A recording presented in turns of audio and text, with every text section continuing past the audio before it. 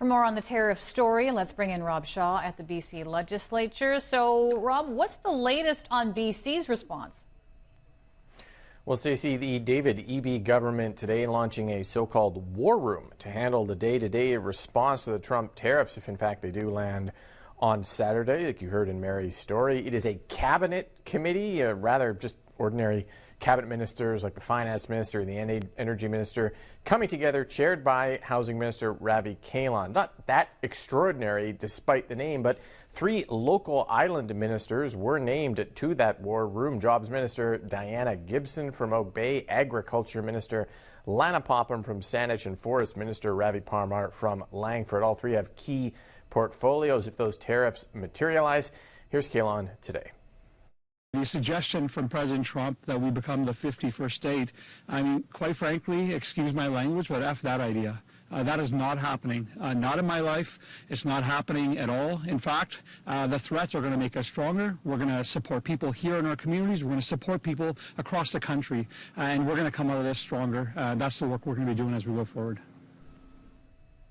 Abbreviated but strong words there. BC also preparing for what Premier Eby said yesterday could be a COVID pandemic-style response. Mostly that will come from Ottawa, with the Premier saying billions in Canadian counter-tariffs should be funneled back to affected workers and businesses. Now, during COVID, BC and Ottawa had all sorts of aid programs, tax deferrals, emergency cash payments, grants, and low-interest loans. The Premier saying some of those could be back on the table, too. Here he is from yesterday.